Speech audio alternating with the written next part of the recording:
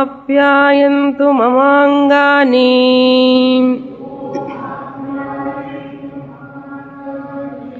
Walk ప్రాణశ్చక్షుశ్రోత్రం అథో బలమింద్రియాణి చ సర్వాణి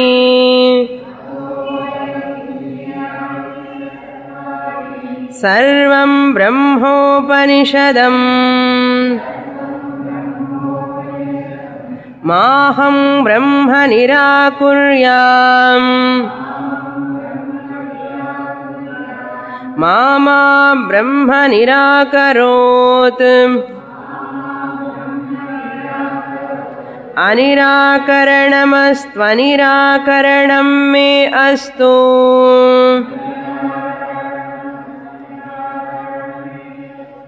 తదాత్మని నిరతే య ఉపనిషత్సు ధర్మాః తే మయి సంతు తే మయి సంతు. ఓం శాంతి శాంతి శాంతి.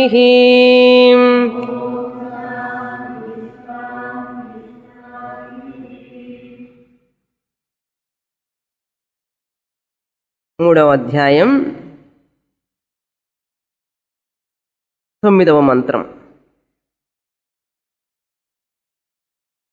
తస్మిగుం స్త్వయి కిం వీర్యమితి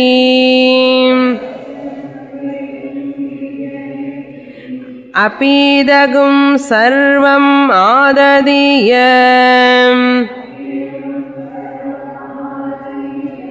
యదిదం పృథివ్యామితి.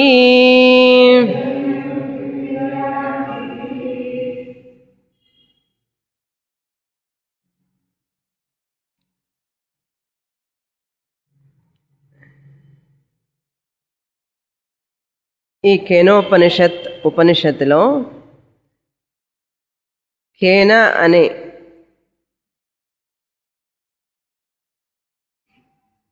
కేన అంటే దేని చేత అని అర్థం. ఆ ఉపనిషత్తు కేన దేని చేత ఈ యొక్క ఆత్మ అనేటువంటి దైవం దేవ అనేటువంటిది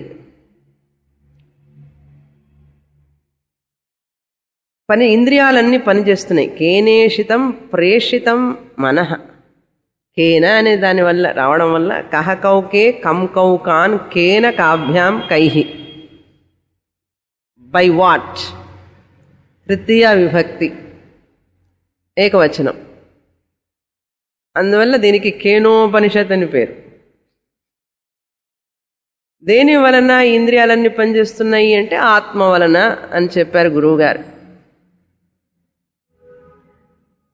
ఆ బ్రహ్మస్వరూపం వలన ఇవన్నీ పనిచేస్తున్నాయి. ఆ బ్రహ్మ కళ్ళతో చూడలేము, చెవులతో వినలేము, మనస్సు ద్వారా గ్రహించలేము, సాధారణమైన మనస్సు ద్వారా గ్రహించలేము. అది బుద్ధికి, మామూలు వాళ్ళ బుద్ధికి అందేటటువంటిది కాదు. ఎందుకంటే అది బాహ్యమైనటువంటి వస్తువుల్లో ఒక వస్తువు కాదు కనుక. బాహ్య వస్తువులు మనం చూసినట్లుగా, విన్నట్లుగా, తెలుసుకున్నట్లుగా తెలుసుకోబడే వస్తువు కాదు కనుక అది బాహ్య ప్రపంచంలో మాత్రం ఉండేది కాదు కనుక దాన్ని ఒక వస్తువుగా మనం చూడలేము. మరి ఏమిటండి ఆ వస్తువుగా మనం చూడలేనప్పుడు అటువంటిది ఉంటుందా? అసలు చూడలేమంటున్నారు, వినలేమంటున్నారు, మనసుకు అర్థం కాదంటున్నారు, బుద్ధికి కూడా అర్థం కాదంటున్నారు. అట్లాంటి వస్తువు ఈ ప్రపంచంలో ఉన్నట్లుగా కనపడలేదే. కళ్ళతోన్నా చూడాలి, చెవులతోన్నా వినాలి, మనసు కన్నా అది అర్థమయ్యేటట్లు ఉండాలి కదా. మీరు ఇవన్నీ కాదు అంటే ఎలా అంటే గురువుగారు ఏం చెప్పారు? ప్రతిబోధ విదితం అన్నారు. ఎందుకు అలా చెప్పాము అంటే అది నువ్వే అయ్యున్నావు. ఆ స్వరూపం నీ యొక్క ప్రతి జ్ఞానంలో కూడా ప్రతి బోధ అంటే ప్రతి ఒక్క జ్ఞానంలో కూడా ఆ యొక్క ఆత్మస్వరూపం తెలుస్తున్నది.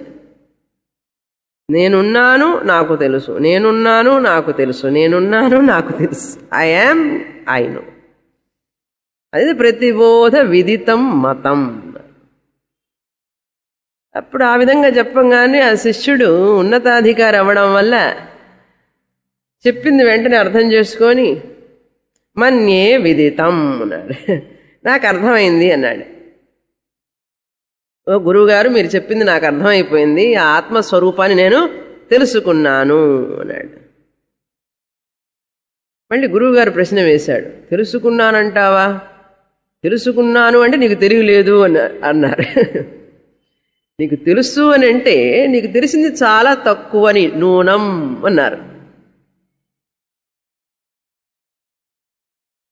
ఇంకా విచారించవలసి ఉంటుంది. అలా గనక నువ్వు గనక చెప్తే నేను తెలుసుకున్నాను, అన్ని ఆ వస్తువులను తెలుసుకున్నట్టుగా ఇది కూడా తెలుసుకున్నాను ఒకవేళ నువ్వు అంటే నీకు తెలియలేదు అని అర్థం. ఒకవేళ నీకు తెలిసినా కూడా సగుణ బ్రహ్మమే, ఇన్ఫీరియర్ సగుణ బ్రహ్మం అని నీకు తెలిసి ఉండొచ్చు, ఎందుకైనా మళ్ళీ ఒకసారి విచారించడం మంచిది అన్నారు.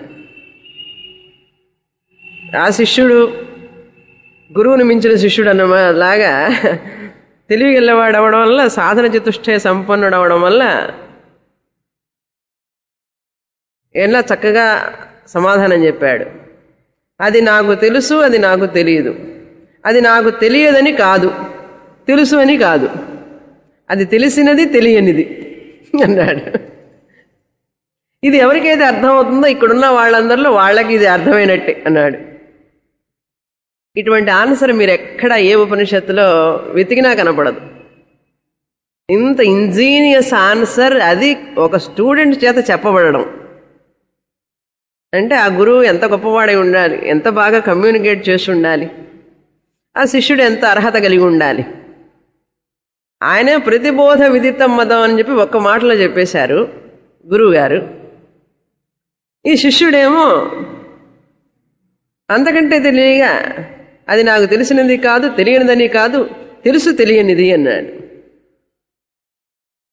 ఇదేమిటయ్యా అంటే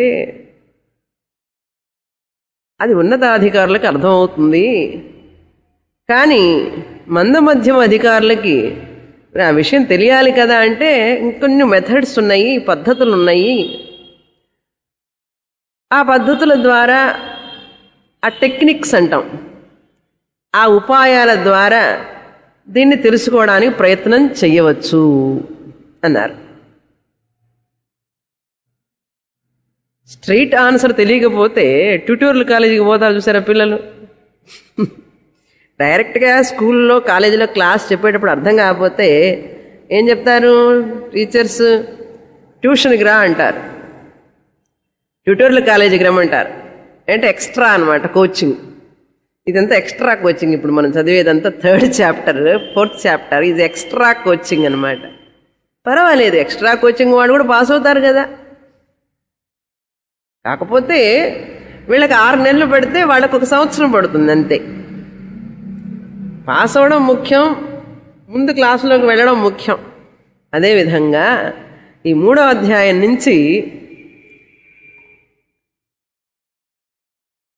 అందుకే ఇంగ్లీష్లో చెప్పాలి అంటే ఈ జ్ఞానం అనేటువంటిది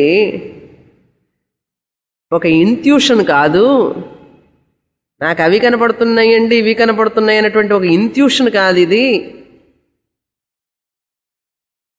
you can learn, you can get this knowledge only in tuition. You have to separate, put a knife on their, not intuition, in tuition. This is tuition,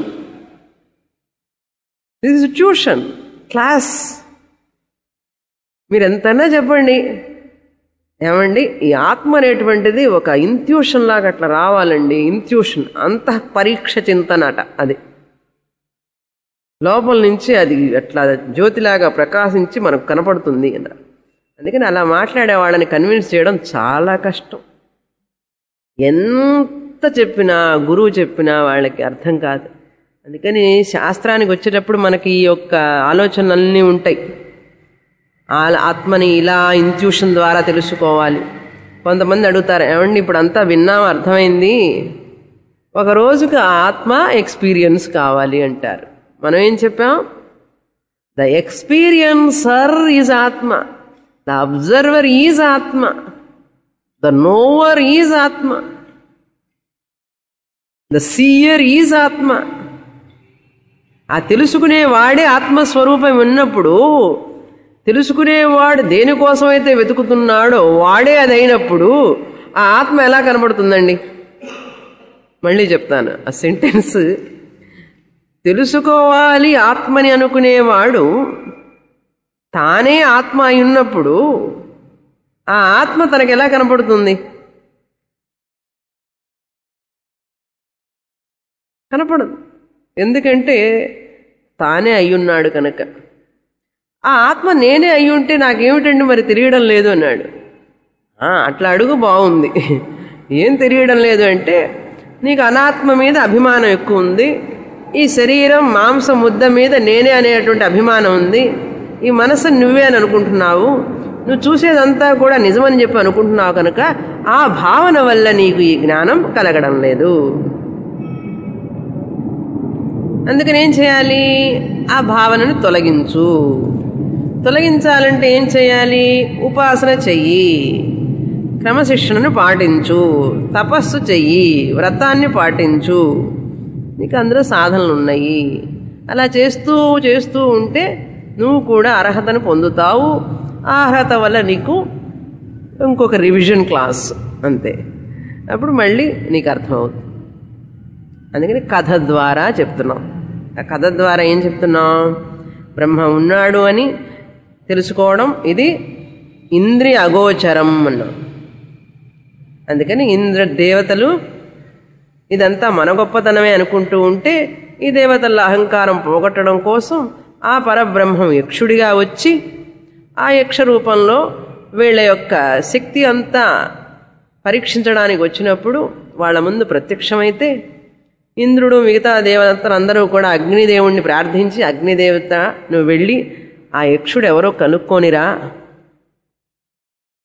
ఇదంతా ఉపనిషత్తు చెప్పే కథ. ఆ శిష్యుడు ఆ గురువు అయిపోయింది, ఉపనిషత్తు చెప్తుందన్నమాట ఇప్పుడు. లేకపోతే ఆ గురువు గారే ఈ కథ రూపంలో మిగతా శిష్యులకి, అతను వెళ్ళిపోయినాడు, అసలు ఉత్తమ అధికారి వెళ్ళిపోయినాడు, ఇంకా ఆయనకేం పని ఇక్కడ? మంద మధ్యం అధికారులందరికీ కథ చెప్పి, ఆయన కూర్చోండి పురాణం భాగవతం లాగా కూర్చొని వాళ్ళకి కథ చెప్పి ఎలా చెప్తున్నారంటే ఈ విధంగా అన్నమాట.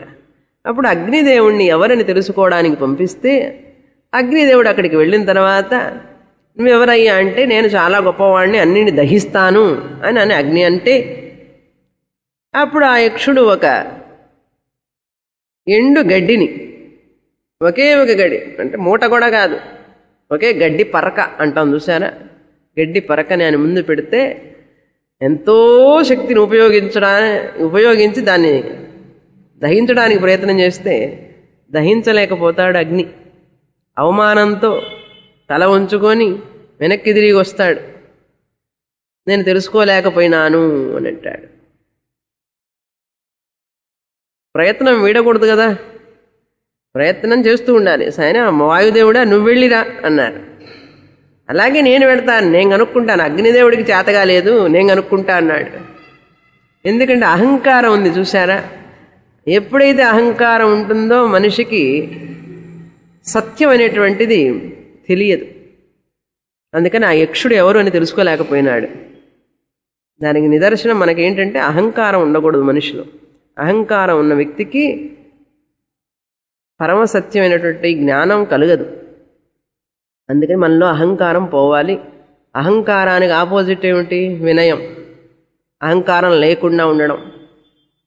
గర్వం, దర్పం ఇవన్నీ కూడా దూరం అవ్వాలి ఫస్ట్ మనిషిలో. అవి వదలడం చాలా కష్టం. ఏదో కొంచెం తెలుసుకుంటాం, అన్నీ ఉన్న విస్తరి అణిగిమణి ఉంటుంది, ఏమీ లేని విస్తరి ఎగిరెగిరి పడుతూ ఉంటుంది అంటారు. నిండుకుండా తొణకదు అంటారు. సగం ఉంటే నీళ్లు తొణుకుతుంటే కింద పడుతూ ఉంటాయి. అట్లాగే వేదాంతం చదివే విద్యార్థి ముఖ్యంగా తెలుసుకోవాల్సింది వినయం, నమ్రత, భక్తి, శ్రద్ధ. ఇవన్నీ ఉంటే ఆ జ్ఞానం దానంతట అదే వస్తుంది. మనం ఏం చెయ్యక్కర్లేదు. మనం చేయవలసింది ఈ సాధనాలు, దాన్ని అలవర్చుకోవాలి. గర్వం అనేటువంటిది అణు మాత్రం కూడా ఉండకూడదు. వినయం అలా లేకపోవడం వల్లనే వీళ్ళకి ఇప్పుడు పాఠం నేర్పాల్సి వచ్చింది. వాయుదేవుడు కూడా వెళితే వాయుదేవుడు కూడా అహంకారం, గర్వం, నేనేముంది అన్నిటిని ఊపేస్తాను అన్నాడు. సరే అన్నిటిని కదిలించేస్తాను, అన్నిటిని కింద పడేస్తాను అన్నాడు. సరే ఈ గడ్డి పరకను కదిలించు నాయన అంటే కదిలించలేకపోయినాడు. అందుకని ఈ విధంగా ఇటువంటి కథలన్నీ చెప్పడం దేనికంటే మనలో ఉన్న అహంకారాన్ని పోగొట్టడం కోసం. అక్కడ వాయుదేవుడు ఉన్నాడా, గడ్డి పరక కదిలించాడా, ఇవన్నీ స్టోరీలు జరిగినాయి అంటారా అండి? అందులో తాత్పర్యం లేదు మనకు. We are not interested in whether the story has happened or not. మనకు ఏమిటి ముఖ్యం అంటే ఈ కథలో ఉన్నటువంటి నీతి సారాంశం, దాని యొక్క పర్పోర్ట్ అంటారు. ఎందుకోసం చెప్పబడింది ఈ కథ, అది తీసుకొని లైక్ షుగర్ కేన్ జ్యూస్ మాట్లే. షుగర్ కేన్ జ్యూస్ ఏం చేస్తాం, అందులో మిషన్లో పెట్టంగానే క్రష్ అయిపోయి ఆ రసం వచ్చేస్తుంది. అదేం చేస్తా, పిప్పంతా చూస్తూ కూర్చుంటామా, ఏముంది ఏముంది ఇందులో అని విసిరి పారేస్తాం అవతల. అందుకని ఇది ఎప్పుడు జరిగింది, ఎవరికి చెప్పారు, ఇవన్నీ కథలు జరిగినాయి అంటారా లేదంటారా, ఇందులో ఆర్గ్యుమెంటే వద్దు. ఎవరితో ఎవరన్నా మాట్లాడకండి, ఎవరితో కూడా. ఏమండి కృష్ణుడు అర్జునుడికి బోధించాడంటారా యుద్ధభూమిలో అంతసేపు, నిజమేనంటారా, ఏ సంవత్సరంలో జరిగింది, ఎప్పుడు జరిగింది, ఈ కేనోపనిషత్తు ఎవరెవరికి చెప్పుంటారు, నిజమేనా, ఆరా దిగడం అనమాట. ఇవన్నీ ఆరా తీసేవాడు ఏమిటంటే అసలు విషయంలో ఇంట్రెస్ట్ ఉండదు వాళ్ళకి, అసలు విషయంలో ఇంట్రెస్ట్ ఉండదు. అందుకని ఈ పురాణాల ఇతిహాసాలలో కూడా మనం ఆ కథల వెంటబడి పరిగెత్తకూడదు.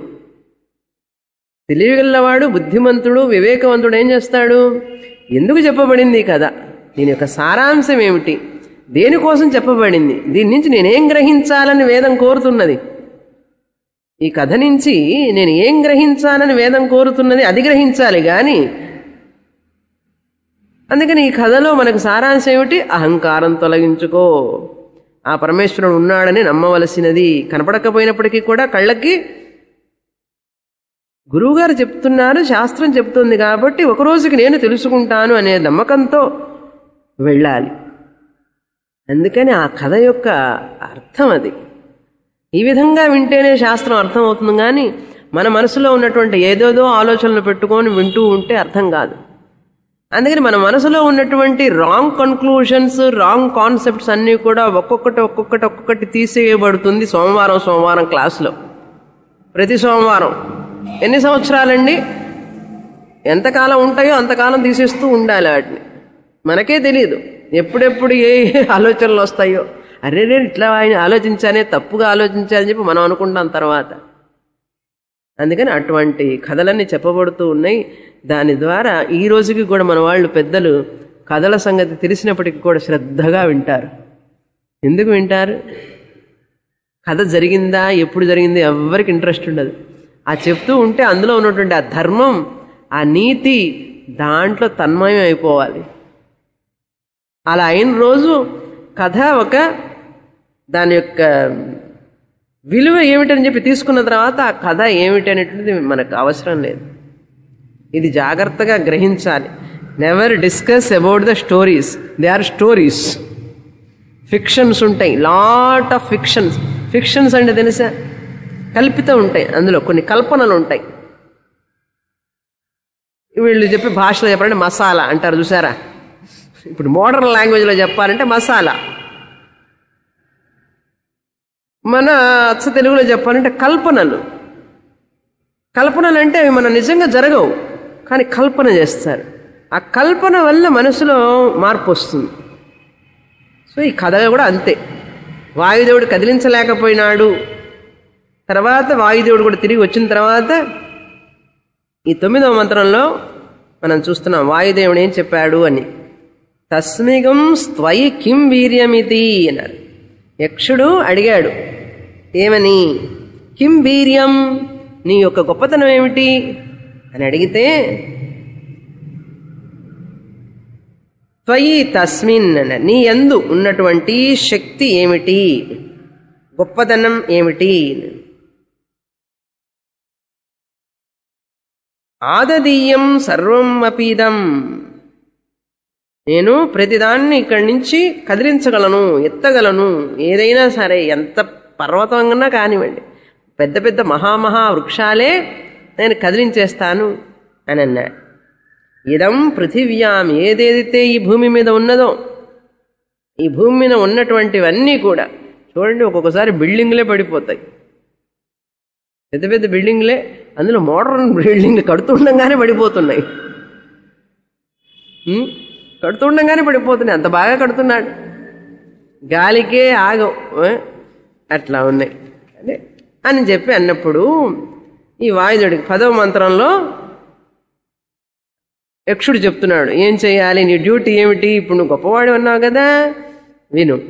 తస్మై తృణం నిదధౌ ఏతద్ ఆదస్ ఏతద్ ఆదస్వేతి ఆదస్వేతి తదుపప్రేయాయ సర్వజవేన తన్న శశాకాదాతుం స తతయేవ నివవృతే నైతదశకం విజ్ఞాతుం ఏతద్యక్షమితి యదేతద్యక్షమితి తస్మై తృణం నిదధౌ, అతని ముందు, వాయుదేవుడి ముందు, వాయు భగవానుని ముందు ఈ యొక్క గడ్డి పరకని నిదధౌ అంటే ఉంచాడు అని అర్థం. ఉంచాడు, నిదధౌ. ఏతద్ ఆదస్వ, ఈ గడ్డి పరకని, దీనిని, ఆదత్స్వ, నువ్వు పైకి లేపవలసినది, ఈ చిన్న గడ్డి పరకని, నీ గొప్పతనము నాకు తెలుసుకోవాలని ఉన్నది, ఈ యొక్క శక్తి సామర్థ్యం చూపించు నాయన అని అడిగాడు యక్షుడు వాయుదేవుణ్ణి. తత్ సర్వజవేన న శశాక ఉపప్రేయాయ, సర్వజవేన అంటే తన శక్తినంతా కూడగట్టుకొని అని అర్థం. సర్వజవేన తన శక్తినంతా కూడగట్టుకొని అంటే ఉన్న శక్తినంతా తీసుకున్నాను అన్నమాట తన దగ్గరికి, క్రోడీకరించి దాన్ని ఆ గడ్డి పరకను ఎత్తడానికి ఉపప్రేయాయ, వాయువు సమీపించాడు. ఉపప్రేయాయ అంటే సమీపించాడు ఆ గడ్డి పరకని. సమీపించి న శశాక ఆదాతుం, ఆదాతుం అంటే దాన్ని పైకి ఎత్తడం కోసం ప్రయత్నం చేసినప్పుడు న శశాక, అతనికి శక్తి లేకుండా పోయింది. న శశాక దాన్ని పైకి ఎత్తలేకపోయినాడు, అశక్తుడైనాడు అని అర్థం. దాన్ని ఆ గడ్డి పరగని పైకి ఎత్తడానికి అశక్తుడైనాడు, శక్తిని కోల్పోయినాడు. ఆయనకు ఆ శక్తి పోతే ఇంకా వాయుదేవుడికి ఏమిటండి శక్తి? వాయుదేవుడికి అన్నీ పైకి లేపే శక్తి అదే లేదంటే ఇంకా వాయుదేవుడికి గాన్ దట్ ఓవర్ పవర్. అగ్నికి దహన శక్తి లేకపోతే ఇంకా అగ్ని ఏముంది కదా. తత్ సహ నివవృతే, దాన్ని ఎత్తలేకపోవడం వల్ల ఆదదాతుం తత్ న శశాక, అందుకని ఏమైంది, సహా వాయుదేవుడు నివవృతే వెనుదిరిగాడు. నివవృతే ఎక్కడి నుంచి, తతః ఏవ ఆ యక్షుడి దగ్గర నుంచి, ఆ స్థలంలో నుంచి వెనుదిరిగాడు. వచ్చి ఏం చెప్పాడు వీళ్ళకి, న అశకం విజ్ఞాతుం ఇతి ఏతత్ యత్ ఏతత్ యక్షం న అశకం, నేను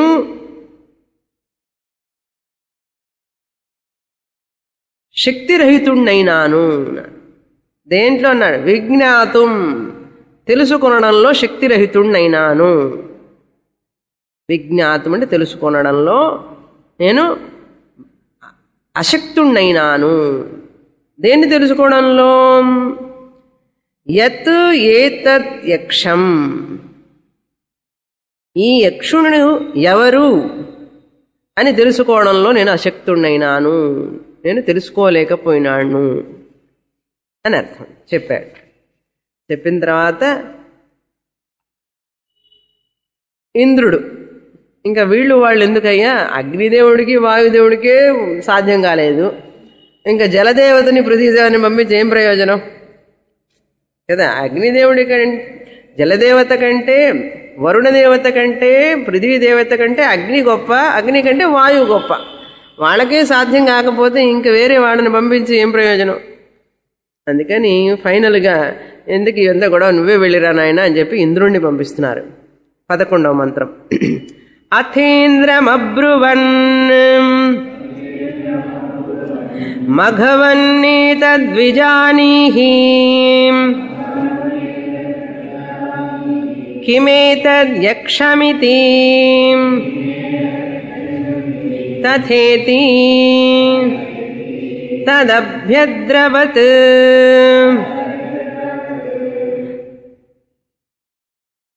తదభ్యద్రవత్తస్మాత్ తిరోధధే.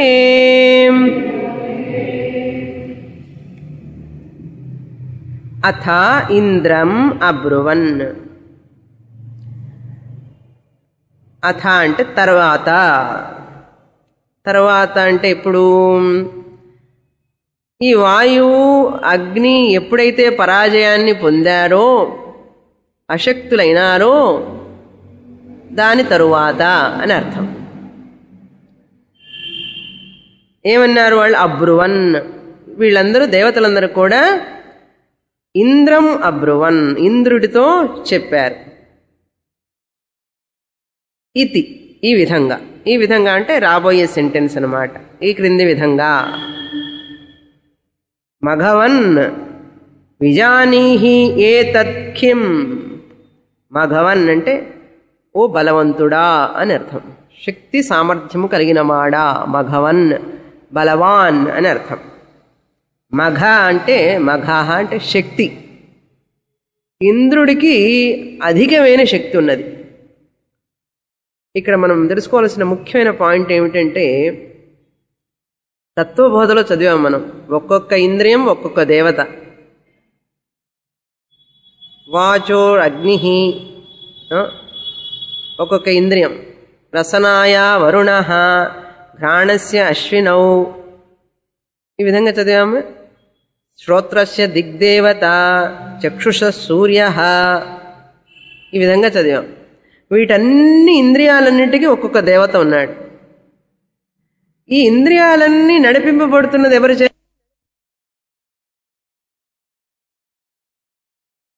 ఇంద్రుడు బలస్వరూపుడు అని సూక్తాల్లో చెప్పబడింది.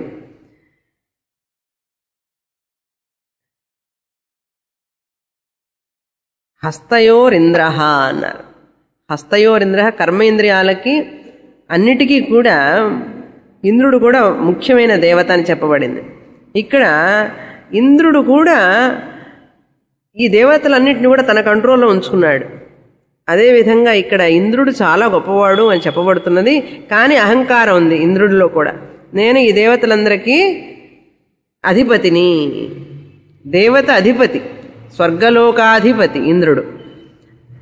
అలా బలం కలిగినటువంటి వాడు అవడం వల్ల ఇంద్రుడు ఎలా అవుతారు తెలుసా? ఇంద్ర పదవి రావాలంటే 100 యాగాలు చేయాలి, 100 యాగాలు చేయాలి. 100 యాగాలు 1000 యాగాలు చేస్తే ఇంద్రుడు అయిపోతారు. మీరు కూడా చేస్తే మీరు ఇంద్రుడు అవుతారు. అది చెయ్యాలి కదా ముందు. ఇంద్రుడు అనేటువంటిది పదవి.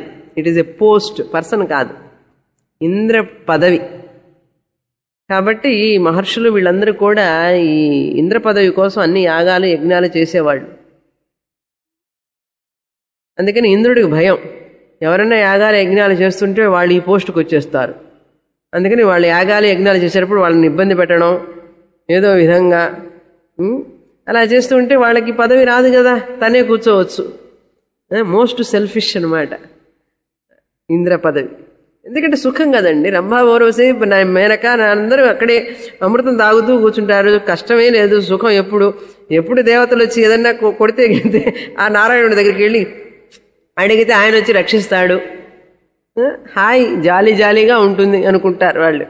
ఆయనకి మోర్ ఇన్సెక్యూర్ పర్సన్ ఎవరంటే ఈ ప్రపంచ సృష్టిలో ఇంద్రుడు. పవర్ ఉన్నవాడికి కదండి ఆ ఇన్సెక్యూరిటీ మోర్. డబ్బులు ఉన్నవాడికి పవర్ ఉన్నవాడికి ఇన్సెక్యూరిటీ, లేనివాడికి అసలు లేదు, హాయిగా ఉంటాడు వాడు. ఉన్నవాడేమో ఇది పోతుందేమో అని భయం. అందుకని ఇంద్రుడికి కూడా ఎప్పుడు ఈ పదవి పోతుందో ఏమో అని భయం అనమాట. అందుకని కాంపిటీటర్స్ ఎవరన్నా వస్తే ఆ కాంపిటీటర్స్ని ఏదో విధంగా వాళ్ళకి నష్టం చేకూర్చడం అలవాటు. అంత శక్తి కలిగిన వాడు ఏతద్విజానీహి, నువ్వు తెలుసుకోవలసింది అని చెప్పారు వాళ్ళు. ఏతద్ యక్షం, ఈ యక్షుడు ఎవరు అని నువ్వు తెలుసుకోవలసింది. తథా ఇది, అలాగే అన్నాడు ఇంద్రుడు. లేదు నేను వెళ్ళనంటే బాగుండదు కదా, అధిపతి ఎవరైనా ఏదైనా చెప్తే మనకు బాధ్యత ఇస్తే నమ్మి అది చెయ్యాలి కదా. నాకు తెలియదంటే ఇన్సల్ట్, అప్పుడు ఆధిపత్యం యొక్క ఇదే పోతుంది, విలువే పోతుంది. అందుకని అభ్యద్రవత్ తత్ తిరోధదే తస్మాత్ అలా చెప్పిన తర్వాత ఇంద్రుడు అభ్యద్రవత్ ఆ యొక్క యక్షుణ్ణి సమీపించాడు. సమీపించేటప్పటికి ఏమైంది? తత్ ఆ యక్షుడు తిరోధదే తిరోభావాన్ని పొందాడు, అంటే కనపడకుండా అదృశ్యమైనాడు అని అర్థం. తిరోధదే అంటే తిరిగి వెళ్ళిపోయాడు, అక్కడ లేకుండా, విత్ డ్రూ అని అర్థం. తస్మాత్ ఆ యొక్క ప్లేస్ నుంచి, ఆ యొక్క స్థలం నుంచి కనపడకుండా అంతర్ధానం అయినాడు. యక్షుడు అంతర్ధానం అయిపోయినాడు. ఇది మరీ ఇన్సల్ట్ కదండి. వాళ్ళు కనీసం యక్షుడిని చూడనన్నా చూశారు, ఆ చూసే భాగ్యం కూడా నాకు కలగలేదే. ఇప్పుడు వాళ్ళకి పోయి నేనేం చెప్పాలి అని చెప్పి ఇంద్రుడు ఆలోచిస్తున్నాడు. నేను వెళ్ళను వెనక్కి అని చెప్పి అక్కడే నుంచుంటాడు. అది శ్రద్ధ. ఇప్పుడు దానివల్ల శ్రద్ధ తెలుస్తుంది. అగ్ని ఏం చేశాడు? కొంచెం ప్రయత్నం చేసి ఉండొచ్చు కదా, అవమానం జరగగానే వెళ్ళిపోయినాడు. వాయువు వెళ్ళిపోయినాడు. కానీ ఇంద్రుడు అక్కడే వెయిట్ చేస్తాడనమాట. చేసి నెక్స్ట్ మంత్రంలో సహ తస్మిన్నేవాకాశే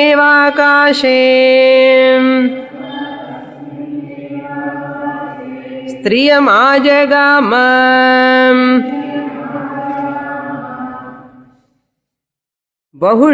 బహుశోభమానాం ఉమాం హైమవతీం తాగుం హోవాచ కిమేతద్యక్షమితి.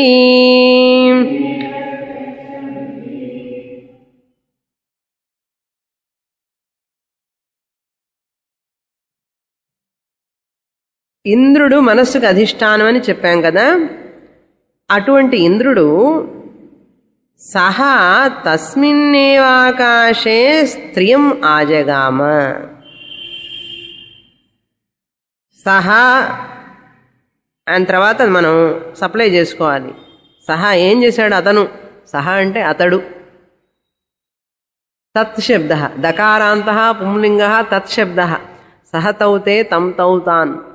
సహా అంటే అతడు. అతడు అంటే ఎవరు? ఇంద్రుడు. తస్థౌ అక్కడే రిమైండ్ అన్నాడు, అక్కడే ఉన్నాడు, అక్కడే నిలబడి ఉన్నాడు అని మనం సప్లై చేసుకోవాలి. తస్మిన్నేవ ఆకాశే, తస్మిన్ ఆ ఆకాశమునందే ఎక్కడైతే యక్షుణ్ణి చూశాడో అగ్నిదేవుడు వాయుదేవుడు, ఆ స్థలమునందే ఈ యక్షుడు అంతర్ధానమై ఎవరొచ్చారు? స్త్రియం బహుశోభమానాం స్త్రియం ఆజగామ. అంత అలంకరింపబడినటువంటి బహు శోభమానంగా ఉన్నటువంటి ప్రకాశంగా ఉన్నటువంటి అంటే శరీరం అంతా ప్రకాశంగా ఉంది ఆభరణాలతో అలంకరణతో. స్త్రియం అంటే స్త్రీని, స్త్రీ అక్కడ కనపడింది. ఆజగమ అంటే కనపడింది, ప్రత్యక్షమైంది అని చెప్పచ్చు. ఆజగమ ఆజగామ అంటే ఇంద్రుని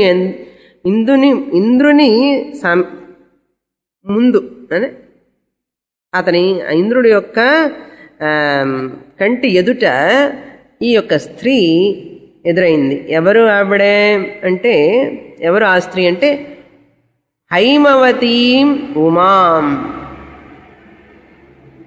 హైమవతి అంటే హైమం అంటే బంగారం, బంగార స్వరూపమైనటువంటి అని. హిమవంతుడి యొక్క పుత్రి హైమవతి. హైమవతి అంటే స్వర్ణమయం అని అర్థం. హేమం, హేమం అంటే బంగారం, హేమం బంగారం, హైమం అంటే హైమవతి. హైమవతి ఎవరు? ఉమాదేవి. ఉమాదేవి ఎవరు? పార్వతి. పార్వతి ఎవరు? శివుడి భార్య. శివుడు ఎవరు? జ్ఞానస్వరూపం, బ్రహ్మజ్ఞానానికి స్వరూపం ఆయన. ఆయనకి భార్య అయినప్పుడు ఆయన జ్ఞానం ఉంటుందా ఉండదా? ఉండాలి.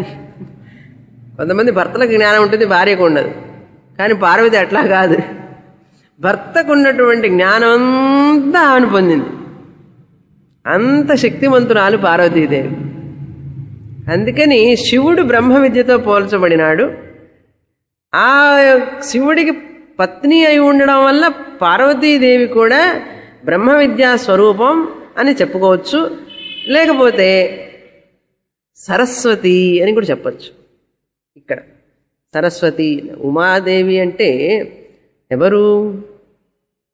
శక్తి స్వరూపిణి. సరస్వతి లక్ష్మి శక్తి. కాబట్టి పార్వతి సరస్వతి వేరు కాదు. సరస్వతి అంటే ఎవరు? బ్రహ్మ విద్య. బ్రహ్మ విద్య స్వరూపం సరస్వతీదేవి. కాబట్టి హైమవతీం తాం ఉవాచ. ఇంద్రుడు ఆ యొక్క బంగారు ఆభరణాలతో భూషణాలతో అలంకరింపబడినటువంటి ఆ ఉమాదేవిని అడిగాడు. ఏమని? ప్రశ్నించాడు.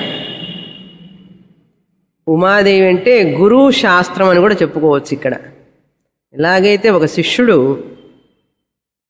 ఒక ప్రశ్న వేస్తాడో గురువుని, ఆ గురువు అంటే శాస్త్ర స్వరూపం. శిష్యుడు వేసే ప్రశ్న ఎవరిని వేస్తున్నట్టు? నిజంగా శాస్త్రానికి వేస్తున్నట్లే కదా ప్రశ్న. కాబట్టి ఇక్కడ ఉమాదేవి అంటే గురువు అని చెప్పుకోవచ్చు. ఇంద్రుడు ప్రశ్న వేస్తున్నాడు గనక శిష్యుడని చెప్పుకోవచ్చు. అక్కడే నిలబడి ఉన్నాడు గనక శ్రద్ధావంతుడు అని చెప్పుకోవచ్చు. కాబట్టి ఆ ఉమాదేవి గురువుగానే ఉండాలి, శాస్త్రమాత అని చెప్పుకోవచ్చు. ఇది కథని ఈ విధంగా మనం అర్థం చేసుకోవడానికి ప్రయత్నం చేయాలి.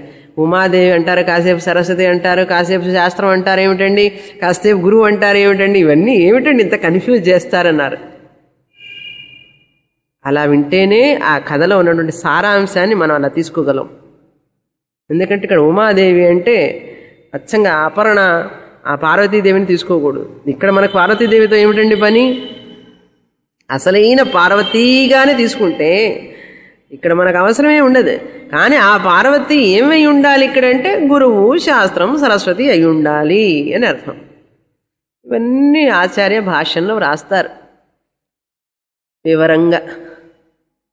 ఎందుకంటే వాళ్ళందరూ ఆ శాస్త్రాన్ని ఎలా వినాలో అలా విన్నారు, ఎలా అర్థం చేసుకోవాలో అలా అర్థం చేసుకున్నారు, ఎలా అర్థం చేసుకున్నారో అలా అర్థం చేసుకున్న తర్వాత ఎలా జనానికి అందించాలో ఆ విధంగా అర్థమయ్యేటట్లు వ్రాశారు. అలా వ్రాసినది చదివిన వాళ్ళకి అదే విధంగా అర్థమవుతుంది. అందుకని శంకర భాష్యం చదివి గురు పరంపర ద్వారా నేర్పితేనే ఈ విద్య వస్తుంది. కానీ కమెంటరీస్ బుక్స్ చదివి చెప్తే వచ్చేది కాదు ఇది. అందుకని చదవడం వేరు, జ్ఞానం కలగడం వేరు. చదివినంత మాత్రాన జ్ఞానం కలగదు. వినవలసిన విధంగా వినాలి. అది అందుకనే హైమవతి ఆ హైమవతిని, ఉమాదేవిని, హైమవతిని, సర్వ ఆభరణాలతో అలంకరింపబడినటువంటి ఆ స్త్రీని, ఏ యక్షుడైతే ఎక్కడైతే ప్రత్యక్షమయ్యాడో ఆ యక్షుడి స్థానంలో దర్శనమిచ్చినటువంటి ఆ దేవిని ఇంద్రుడు అడిగాడు. ఏమని? ఏతద్ యక్షం కిం. ఇప్పుడు నా ముందు ఒక యక్షుడు వచ్చారు, ఇక్కడ ఆయన ఎవరమ్మా అని అడుగుతాడు. నాకు చెప్పవలసినది అని అడిగితే తర్వాత శ్లోకం నుంచి వస్తుంది ఏం చెప్తుంది ఉమాదేవి అనేటువంటిది. ఇక్కడ 12వ శ్లోకంలో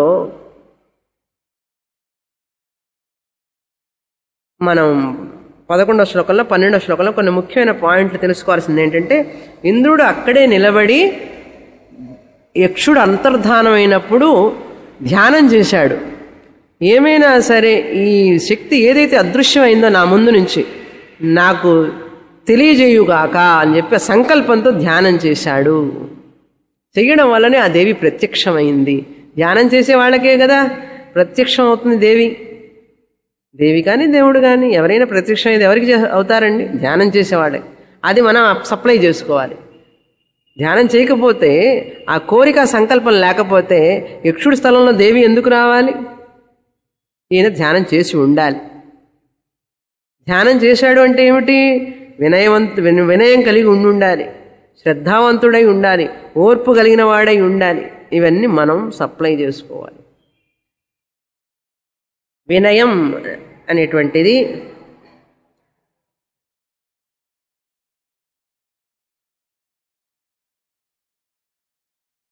ఈ కథ ముఖ్య అంశాలు 3 అన్నమాట. ఒకటేమిటంటే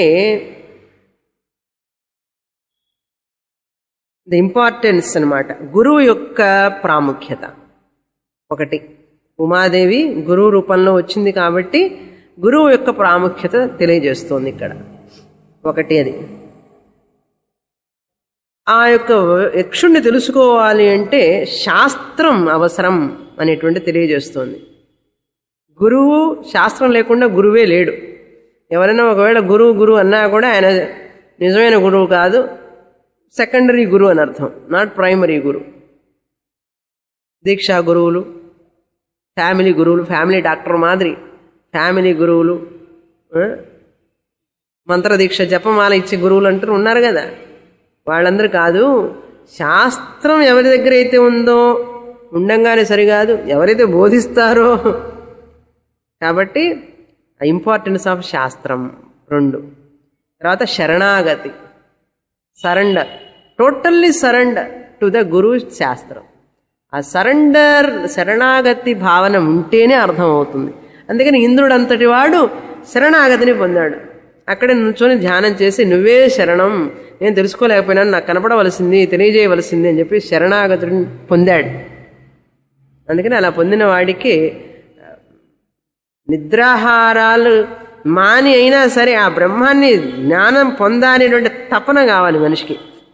తపన లేదని ఏమండి మనకేం వచ్చేటట్లేదండి, నెక్స్ట్ జన్మలో చూద్దాలండి, క్లాసుకు పోతే అరగంట సేపు నిద్రే వస్తుంది, ఏమిటండి ఇవన్నీ అని కొంచెం ఓర్పు లేకుండా వినకుండా ఉన్న వాళ్ళకి ఏమొస్తుందండి. అందుకని అలర్ట్గా ఉండే వాళ్ళకి, అలర్ట్గా ఉండాలంటే ఏం చేయాలి? తక్కువ భోజనం చేయాలి, శరీరాన్ని ఆరోగ్యంగా ఉంచుకోవాలి, అన్ని సమస్యలు లేకుండా చూసుకోవాలి, అన్నిట్లో ఎక్కువ ఇన్వాల్వ్ కాకుండా మనస్సుని ఫ్రీగా ఉంచుకోవాలి. మనం ఏం చేస్తామంటే అన్నిట్లో మనమే, శరీరం ఆరోగ్యమా అంతంత మాత్రం, మనసు దృఢత్వమా అంతంత మాత్రం, ఈ అంతంత మాత్రంలోనే అన్ని పొందాలని కోరుకుంటాం. అది పొందట్లేదే అని చెప్పి దిగులు పడతాం. అయ్యే పనేనా ఇవన్నీ?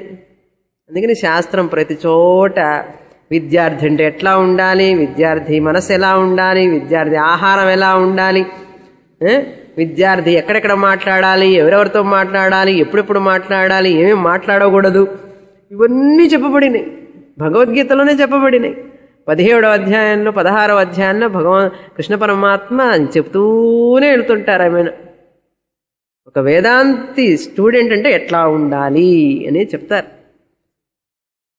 కానీ అవన్నీ ఫుల్ఫిల్ చేయాలి.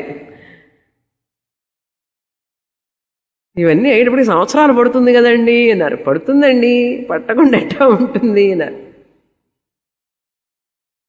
పిల్లవాడు పుట్టంగానే పరిగెడుతున్నాడా, కాలేజీకి వెళుతున్నాడా?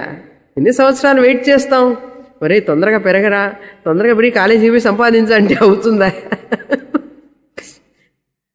నేనేదో ఓల్డ్ ఏజ్లో మ్యారేజ్ చేసుకున్నా అని చెప్పి వాడు పెరుగుతాడా ఏమిటి? ఇప్పుడు అందరూ ఓల్డ్ ఏజ్ మ్యారేజే కదా. కొంచెం 35లో 45లో పెళ్ళైతే వీళ్ళకి పిల్లలు పుట్టేటప్పటికి వాడికి 50 ఏళ్ళు వస్తాయి. ఆ మనిషికి 50 ఏళ్ళు వచ్చిన తర్వాత రిటైర్మెంట్ ఎంతకాలం అండి? వీడు 10వ తరగతికి రాకముందే ఆయన రిటైర్మెంట్ అయిపోతాడు. తొందరగా చదువురా నాయన అంటే అవుతుందా ఏమిటి? అదే జ్ఞానం కూడా అంతే. మనం ఏదో ముసలితనంలో వచ్చాం కదా అని చెప్పి అంతా ఒకరోజు అర్థమైపోవాలంటే అర్థమవుతుందా? మిమ్మల్ని ఎవరిని అంటలేదు, చెప్తున్నా. సహజంగా వచ్చేవాళ్ళంతా అబౌవ్ 60, మినిమం 50, మ్యాక్సిమం 60, 70 కూడా ఉన్నాయి. ఒక ఆయన వస్తాడు క్లాస్కి, 80 years ఆయనకి, 2 బస్సులు మారి వస్తాడు. అన్ని క్లాసులకు వస్తాడు ఆయన. అయితే భగవంతుడు ఆరోగ్యం శక్తి ఇచ్చాడు అవి. చూడండి, లేకపోతే ఏమొస్తాం? అది ఏమన్నా కారు ఉందా పాపం? ఏమన్నా మిడిల్ క్లాస్ ఫ్యామిలీ. సాయంత్రం పూట క్లాసు 7:30కి అయిపోతే క్లాసుకు ఇంటికి పోయి ఎంత టైం అవుతుంది? ఎంత శ్రద్ధ ఉండాలి పాపం, ఎంత కష్టపడి వస్తారు. Okay, side point. శరణాగత్. నెక్స్ట్ శ్లోకం, 4th chapter. సా బ్రహ్మేతి హోవాచ బ్రహ్మణో వా ఏతద్విజయే మహీయధ్వమితి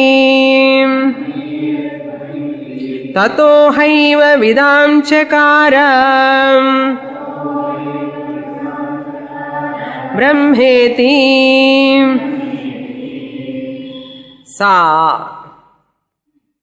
అక్కడ సహా అన్నారు, ఇక్కడ సా అంటారంటే అక్కడ పుంలింగం, ఇక్కడ స్త్రీలింగం. అక్కడ సహా ఇంద్రుడు, ఇక్కడ సా ఎవరై ఉండాలి? స్త్రీలింగం. ఎవరై ఉండాలి? పార్వతీదేవి, ఉమాదేవి. తత్శబ్దం ఓన్లీ. దకారాంత స్త్రీలింగ తత్శబ్ద. సాతే తాహ, సహ తౌతే పుంలింగం, సాతే తాహ స్త్రీలింగం. అక్కడ ఉమాదేవి అని చెప్పబడింది కాబట్టి ఇక్కడ సా, ఆమె, ఆమె అంటాం. చూసారా? ఆమె, ఆమెన్ కాదండోయ్, ఆమె. ఆమె అంటే తెలుగులోనే కదా. ఆ స్త్రీ షీ ఉవాచ చెప్పింది, పలికింది, మాట్లాడింది. ఏమని? బ్రహ్మ ఇతి అంటే ఆన్సర్ ఇచ్చేసింది. కిం యక్షం, కిం యక్షమా? బ్రహ్మ అంది. అయిపోయింది ఆన్సర్. బ్రహ్మ. ఏ బ్రహ్మ అండి? చతుర్ముఖ బ్రహ్మవా? చతుర్ముఖ బ్రహ్మ వస్తే బ్రహ్మ అని చెప్పాలి, దీర్ఘం చెప్పాలి. బ్రహ్మ అంటే ఈ యొక్క నిర్గుణం బ్రహ్మ అని అర్థం. బ్రహ్మ మహీయధ్వం ఏతత్ విజయే బ్రహ్మణః. ఇంతవరకు మీరు ఈ విజయం అంతా కూడా ఈ రాక్షసుల మీద, అసురుల మీద విజయం అంతా మీ విజయం అనుకుంటున్నారే, ఆ విజయం ఎవరితో తెలుసా? ఆ విజయం ఈ బ్రహ్మది. మహీయధ్వం అంటే ఆ యొక్క వైభవం, ఆ శక్తి, ఆ సామర్థ్యం, ఆ గౌరవం, ఇదంతా కూడా ఆయనకి సంబంధించిందయ్యా. మహీయధ్వం ఏతత్ అంటే ఈ విధంగా, ఈ యొక్క యుద్ధంలో ఏదైతే జరిగిందో ఈ విధంగా అని అర్థం. ఏతత్ ఏదైతే మీరు మీ విజయం అనుకుంటున్నారో ఆ విజయం. బ్రహ్మ బ్రహ్మణః విజయే. వై అంటే, వై అంటే మాత్రమే అని అర్థం. బ్రహ్మణో వా అని, వా అనేటువంటిది వై అని మార్చుకోవాలి. బ్రహ్మణః వై ఏతద్విజయే అని ఉవాచ చెప్పింది పార్వతీదేవి. ఈ విజయం అంతా కూడా ఆ యొక్క బ్రహ్మది అని చెప్పింది. చెప్పిన తర్వాత తతః హ ఏవ విదాం చకార ఇది బ్రహ్మ. ఇప్పుడు మనం ఊహించాలన్నమాట. ఆ ఒక్క మాటలో ఉమాదేవి అంతా ఆ బ్రహ్మ జ్ఞానాన్ని ఇంద్రుడికి ఇచ్చేసింది. ఏమని ఇచ్చిందని? తతః హ ఏవ.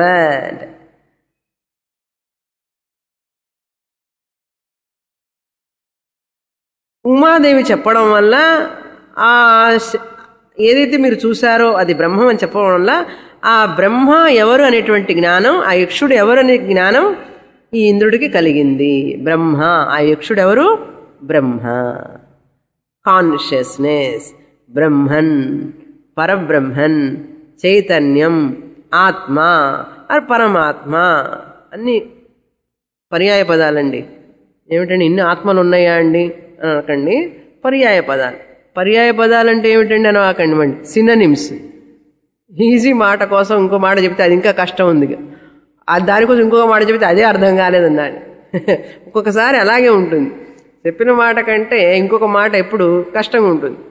ఇదేమంటే అది అర్థం కాలేదని ఇది చెప్తే ఇది అర్థం కాకుండా పోయిందండి. అట్లా కాకుండా అవన్నీ కూడా సిననిమ్స్ అంటాం. విదాంచకార, విదాంచకార అంటే తెలుసుకున్నాడు, న్యూ, తెలుసుకున్నాడు అని అర్థం. ఏమని తెలుసుకున్నాడు? బ్రహ్మ ఇది, బ్రహ్మ అని తెలుసుకున్నాడు. ఎవరు? ఇంద్రుడు. బ్రహ్మ అని తెలుసుకున్న తర్వాత నెక్స్ట్ శ్లోక మంత్ర, రెండవ మంత్రం. తస్మాద్వా ఏతే దేవాః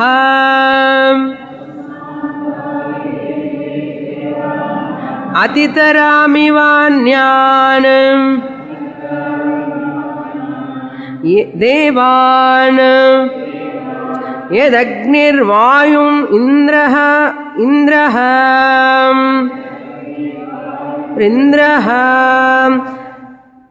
తే హ్యేనన్నేదిష్టం పస్పర్షుః తే హ్యేనత్ ప్రథమో విదాం చకార